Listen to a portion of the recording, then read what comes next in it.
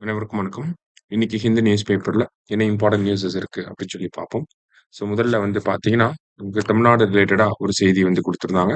தெரிஞ்சுக்க வேண்டிய ஒரு விஷயம் தான். என்னன்னா, study finds state has the lowest density of rosewood tree population in South India அப்படின்னு சொல்லி குடுத்திருக்காங்க. ஓகேவா? ஸோ இந்த ரோஸ்வுட் ட்ரீஸ் அப்படிங்கிறது பார்த்தீங்கன்னா, it is native to Tamil Nadu அப்படின்னு சொல்லுவாங்க. ஓகேவா? தமிழ்நாட்டுல பார்த்தீங்கன்னா, நீலகிரி, ஆனைமலை, பரம்பிக்குளம் இந்த ஏரியாஸ்ல காணப்படக்கூடிய ஒரு மர வகை தான் என்னது? இந்த ரோஸ்வுட் அப்படிங்கிறது. ஸோ இந்த ரோஸ்வுட்டோட பாப்புலேஷன் வந்து தமிழ்நாட்டுல கம்மியா இருக்கு அப்படிங்கிறத சொல்லியிருக்காங்க. ஓகேவா? தமிழ்நாட்டுல தான் சதர்ன் ஸ்டேட்ஸ்ல தமிழ்நாட்டுல தான் ரொம்ப கம்மியா இருக்கு அப்படிங்கிறத சொல்லியிருக்காங்க. ஸோ இதுல நம்ம என்ன தெரிஞ்சுக்கணும் அப்படின்னா, ரோஸ்வுட் ரிலேட்டடா இருக்கக்கூடிய அதோட சிக்னிஃபிகன்ஸ் முக்கியமான அம்சங்கள் என்ன?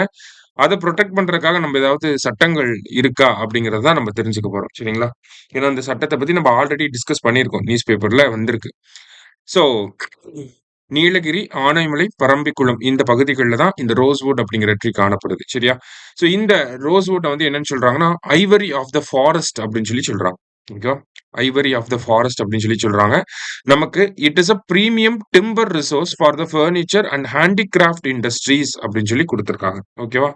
ஸோ நமக்கு வந்து இந்த ஃபர்னிச்சர், டிம்பர் இதெல்லாம் செய்யறதுக்காக பயன்படுத்தக்கூடிய மரங்கள்ல முக்கியமான ஒரு மரமா இருக்கிறது தான் இந்த ரோஸ்வுட் அப்படிங்கிறது. அது மட்டும் இல்லாம இதோட என்விரான்மென்டல் ஆக்டிவிட்டீஸ்ல பார்த்தோம்னா, சாயில் ஃபெர்டிலிட்டிய வந்து அதிகப்படுத்துது. எதன் மூலியமானா நைட்ரஜன சாயில்ல ஃபிக்ஸ் பண்ற மூலியமா. அதுதான் நைட்ரஜன் ஃபிக்சேஷன் அப்படின்னு சொல்லி குடுத்துருக்காங்க. ஸோ சாயில் ஃபெர்டிலிட்டிய அதிகப்படுத்துது. பேர்ட் அண்ட் இன்செக்ட் டைவர்சிட்டிய வந்து ப்ரமோட் பண்ணுது. அதே மாரி பார்த்தீங்கன்னா, கார்பன் சிங்க்கா ஆக்ட் ஆகுது அப்படின்னு சொல்லி குடுத்துருக்காங்க. Carbon sink in the sense நமக்கு அதிகப்படியான கார்பன் டை ஆக்சைட அட்மாஸ்பியர்ல இருந்து ரிமூவ் பண்றதுக்கும் இந்த ரோஸ்வுட் ட்ரீஸ் வந்து ஹெல்ப் பண்ணுது. சரிங்களா? ஸோ இவ்வளவு நாள் பார்த்தீங்கன்னா, தமிழ்நாட்டுல ஒரு ரெகுலேஷன் இருந்துச்சு. ஆ அரசாங்கத்தோட பெர்மிஷன் இல்லாம நம்ப இந்த மரங்கள வந்து வெட்ட முடியாது. சரிங்களா? கவர்ன்மென்ட்டோட பெர்மிஷன் இல்லாம மரங்கள வெட்ட முடியாது. ப்ராப்பர் கிளியரன்ஸ் இருந்தா தான் அந்த மரத்த வெட்டி நம்ம டிரான்ஸ்போர்ட் பண்ண முடியும். சரியா? ஸோ அத எத பேஸ் பண்ணி ரெகுலேட் பண்ணியிருப்பாங்கன்னா, தமிழ்நாடு ரோஸ்வுட் ட்ரீஸ் ஆக்ட் 1995 அப்படிங்கிற இந்த சட்டத்த பேஸ் பண்ணி தான் ரெகுலேட் பண்ணியிருப்பாங்க. சரியா? ஸோ இந்த சட்டம் 2025ஓட எக்ஸ்பயர் ஆகுது. ஓகேவா? 2025 பிப்ரவரி மாசத்தோட நமக்கு இந்த சட்டம் காலாவதியாக இருக்கு. அதோட டைம் பீரியட் முடிஞ்சிருச்சு. ஓகேவா? கவர்ன்மென்ட்டும் என்ன பண்ணியிருக்காங்கன்னா, இந்த சட்டத்த இதுக்கு மேல எக்ஸ்டெண்ட் பண்ண வேண்டாம் அப்படிங்கிற ஒரு முடிவ எடுத்திருக்காங்க.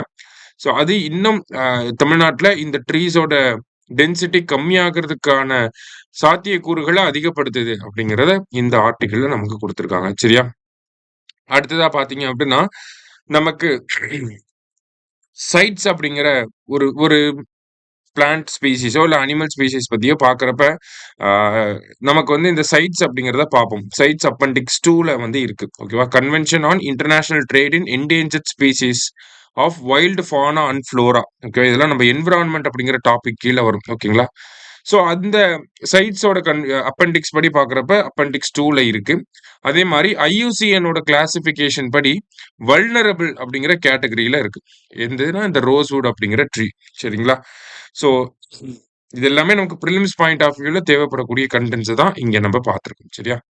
ஸோ முதல் செய்தியில இதுதான் நம்ம பார்க்குறோம். அடுத்ததா வந்து பார்த்தீங்கன்னா, நமக்கு ராமன் மேக்ஸெஸே அவார்ட் அப்படின்னு சொல்லி குடுத்திருக்காங்க. ஓகே. ஸோ இந்த ராமன் மேக்ஸெஸே அவார்ட் அப்படிங்கிறது ஒரு முக்கியமான அவார்ட். ஓகேங்களா? 1958ல இருந்து குடுக்க ஆரம்பிச்சிருப்பாங்க.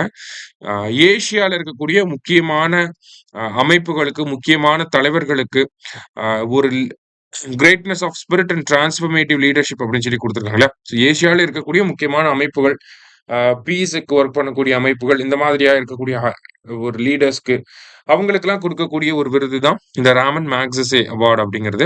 1958ல இருந்து இந்த அவார்ட வந்து குடுத்துட்டு இருக்காங்க. ஸோ இந்த வருஷம் பார்த்தீங்கன்னா, 3 பேருக்கு வந்து இந்த அவார்ட குடுத்திருக்காங்க. அதுல ஒரு என்ஜிஓ, 2 லீடர்ஸ்க்கு வந்து இந்த அவார்ட வந்து குடுத்திருக்காங்க. சரியா? இதுல இந்தியாவ சேர்ந்த எஜுகேட் கேர்ள்ஸ் அப்படிங்கிற இந்த என்ஜிஓக்கு வந்து பார்த்தீங்கன்னா, ராமன் மேக்ஸெஸே அவார்ட் வந்து குடுத்திருக்காங்க. கண்டிப்பா இத கேட்பாங்க. சரியா? எந்த என்ஜிஓக்கு ராமன் மேக்ஸெஸே அவார்ட் வந்து குடுக்கப்பட்டிருக்கு அப்படின்னு சொல்லி கேட்பாங்க. ஸோ எந்த என்ஜிஓ அப்படின்னு சொல்லி பார்த்தீங்கன்னா, நம்மளுடைய எஜுகேட் கேர்ள்ஸ் அப்படிங்கிற இந்த என்ஜிஓக்கு தான் வந்து குடுத்திருக்காங்க. ஓகேவா? ஸோ எஜுகேட் கேர்ள்ஸ் இனிஷியலா ராஜஸ்தான்ல அவங்களோட பணிகள ஆரம்பிச்சிருப்பாங்க. அப்படியே அ இந்தியா ஃபுல்லா ஸ்ப்ரெட் ஆயிருப்பாங்க. கேர்ள்ஸோட எஜுகேஷன ஃபோக்கஸ் பண்றது தான் இந்த என்ஜிஓட முக்கியமான ஒரு ரோல். சரிங்களா? ஸோ அவங்களுக்கு இந்த அவார்ட் கொடுத்துருக்காங்க. அது மட்டும் இல்லாம பார்த்தீங்கன்னா, நமக்கு சஹீனா அலி அப்படிங்கிற மாலத்தீவ்ஸை சேர்ந்த என்விரான்மெண்டல் ஆக்டிவிஸ்ட் அவங்களுக்கும், அடுத்தது ஃப்ளவியானோ அன்டோனியோ அப்படிங்கிற பிலிப்பைன்ஸை சேர்ந்த ஒரு லீடருக்கும் வந்து இந்த அவார்டை வந்து கொடுத்துருக்காங்க. சரிங்களா? ஸோ இதுதான் இந்த இடத்துல நம்ம தெரிஞ்சுக்க வேண்டிய முக்கியமான விஷயம். ஓகேவா? லாஸ்டா வந்து பார்த்தீங்கன்னா, mini cloudburst or on the rise அப்படின்னு சொல்லி ஐஎம்டி இந்தியன் மெட்ரலாஜிக்கல் டிபார்ட்மெண்ட் வந்து சொல்லியிருக்காங்க. நமக்கு கிளவுட் பர்ஸ்ட்னா என்னன்னு தெரியும். ஓகேங்களா? என்னன்னா 1 மணி நேரத்துல 10ல இருந்து 20 ஸ்கொயர் சென்டிமீட்டருக்குள்ள ஸ்கொயர் கிலோமீட்டருக்குள்ள 10 சென்டிமீட்டர் மழை பெய்யுது அப்படின்னா அதை நம்ம கிளவுட் பர்ஸ்ட் அப்படின்னு சொல்லி சொல்லுவோம். இதை கிளவுட் பர்ஸ்ட்கான அபிஷியல் டெஃபினேஷன். 1 மணி நேரத்துல 10ல இருந்து 20 ஸ்கொயர் கிலோமீட்டருக்குள்ள 10 சென்டிமீட்டருக்கு மழை பெஞ்சுது அப்படின்னா அதை நம்ம கிளவுட் பர்ஸ்ட் அப்படின்னு சொல்லி சொல்றோம். அப்ப மினி கிளவுட் பர்ஸ்ட்னா என்னன்னா அதே டைம் பீரியட் தான். ஆனா மழையோட அளவு வந்து 5 சென்டிமீட்டர் இருந்துச்சு அப்படின்னா அதை வந்து நம்ம மினி கிளவுட் பர்ஸ்ட் அப்படின்னு சொல்லி சொல்றோம். சரியா? இந்தியாவுல இந்த மினி கிளவுட் பர்ஸ்ட் அப்படிங்கிறது அதிகமாயிட்டே வருது அப்படிங்கிறது தான் ஐஎம்டி இந்த ஆர்டிகல்ல சொல்லியிருக்காங்க. ஸோ இதுல நம்ம கிளவுட் பர்ஸ்ட்னா டெஃபினேஷன் தெரியும். கிளவுட் பர்ஸ்ட்கான டெஃபினேஷன் ஆல்ரெடி டிஎன்பிஎஸ்சில கேட்டிருக்காங்க. அடுத்தது மேபி கேட்டா மினி கிளவுட் பர்ஸ்ட்னா என்ன, அதோட டெஃபினேஷனை வந்து எவ்வளவு சென்டிமீட்டர் மழை பெஞ்சா நமக்கு மினி கிளவுட் பர்ஸ்ட் அப்படிங்கிறத கேட்கலாம். சரியா? அதுக்காக தான் இதை நம்ம பார்க்குறோம். ஸோ இன்னைக்கு நியூஸ் பேப்பர்ல இருந்து முக்கியமான விஷயங்களை பார்த்திருக்கோம். நன்றி. சுரேஷ் IAS அகாடமி வெற்றியின் முகவரி.